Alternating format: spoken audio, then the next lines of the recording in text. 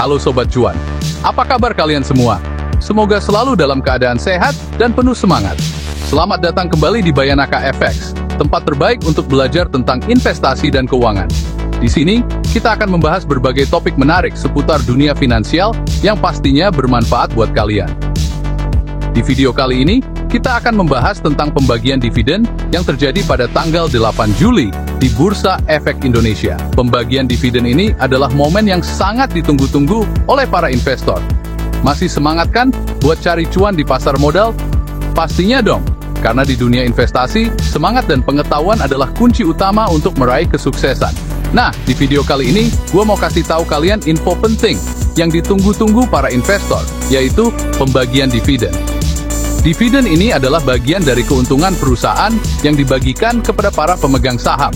Yap, tanggal 8 Juli kemarin, ada beberapa perusahaan di Bursa Efek Indonesia yang bagi-bagi rezeki ini buat para pemegang sahamnya.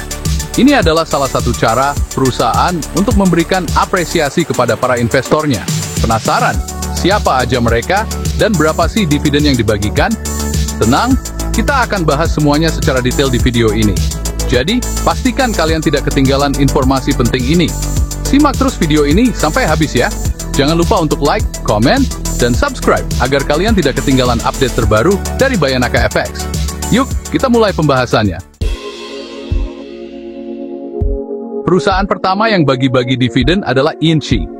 INC ini memang terkenal rajin bagi-bagi dividen ke para investornya. Buat yang belum familiar, INC ini perusahaan yang bergerak di sektor Sektor ini memang lagi naik daun dan banyak diminati oleh para investor. Nah, di tanggal 8 Juli kemarin, INC ngasih dividen sebesar Rp35 per saham. Lumayan banget kan? Dividen ini bisa jadi tambahan penghasilan pasif buat kalian.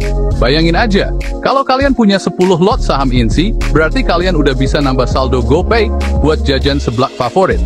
Dividen ini bisa kalian gunakan untuk berbagai keperluan sehari-hari. Tapi, ingat ya, investasi itu bukan cuma soal dividen aja.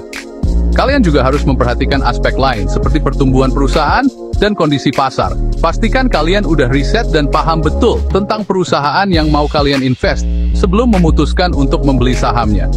Riset ini penting untuk menghindari kerugian di masa depan.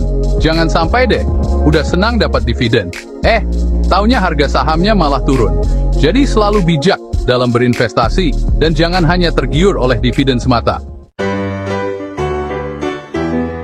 Lanjut ke perusahaan berikutnya, yaitu ISSP. ISSP ini perusahaan yang bergerak di sektor perusahaan. Di tanggal 8 Juli kemarin, ISSP bagi-bagi dividen sebesar Rp15 per saham. Nah, buat kalian yang mungkin baru pertama kali dengan nama perusahaan ini, gue saranin untuk cari tahu lebih dalam lagi tentang ISSP. Cek laporan keuangannya, prospek bisnisnya, dan juga sentimen pasar terhadap perusahaan ini. Selanjutnya ada CRSN yang bagi-bagi dividen sebesar Rp2.35 per saham. CRSN ini bergerak di sektor perusahaan, dan mereka cukup rajin bagi-bagi dividen ke para pemegang sahamnya. Tapi, ingat ya, dividen yang gede bukan jaminan kalau harga sahamnya juga bakal bagus. Tetap lakukan riset dan analisis yang mendalam sebelum memutuskan untuk investasi di CRSN atau perusahaan lainnya.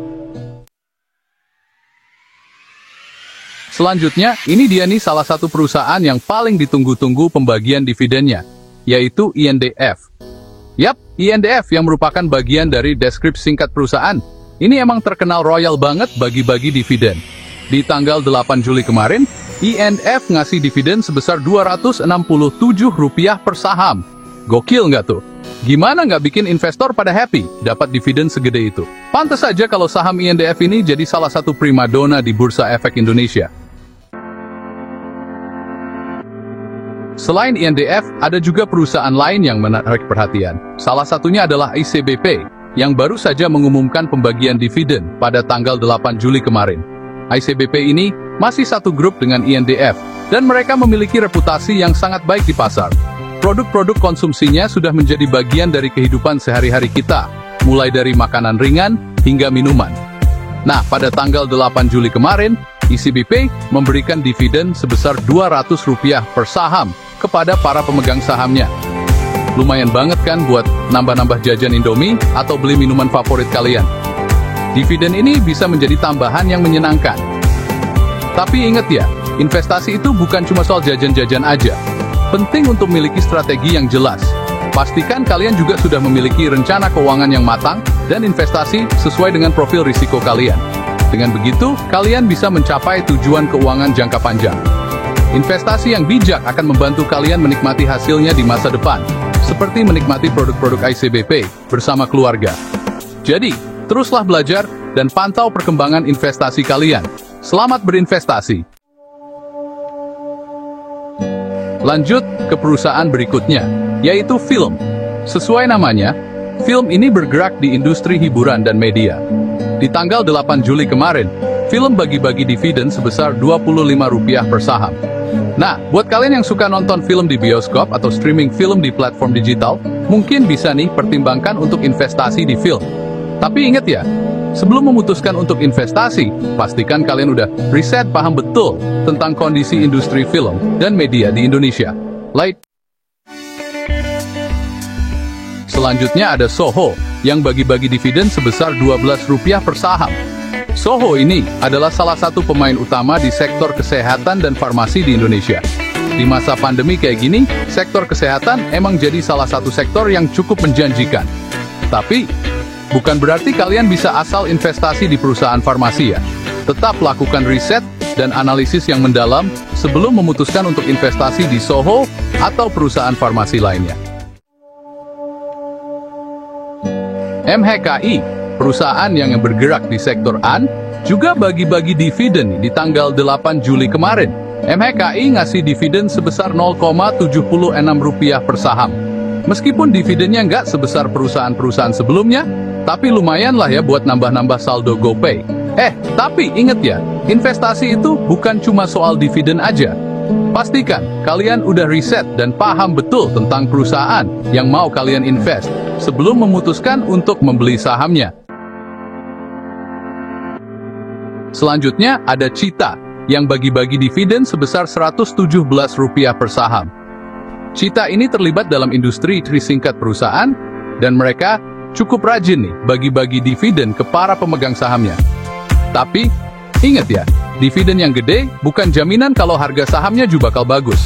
Tetap lakukan riset dan analisis yang mendalam sebelum memutuskan untuk investasi di Cita atau perusahaan lainnya. RMKA, perusahaan yang bergerak di sektor AN, juga bagi-bagi dividen nih di tanggal 8 Juli kemarin. RMKA ngasih dividen sebesar Rp7 per saham. Meskipun dividennya nggak sebesar perusahaan-perusahaan sebelumnya, tapi lumayan lah ya buat nambah-nambah saldo GoPay. Tapi ingat ya, investasi itu bukan cuma soal dividen aja. Pastikan kalian udah riset dan paham betul tentang perusahaan yang mau kalian invest sebelum memutuskan untuk membeli sahamnya. TCPI, perusahaan yang bergerak di sektor perusahaan, juga ikut bagi-bagi dividen nih di tanggal 8 Juli kemarin. TCPI ngasih dividen sebesar Rp10 per saham. Lumayan kan? Tapi inget ya, dividen gede bukan jaminan kalau harga sahamnya juga bakal bagus. Tetap lakukan riset dan analisis yang mendalam sebelum memutuskan untuk investasi di TCPI atau perusahaan lainnya.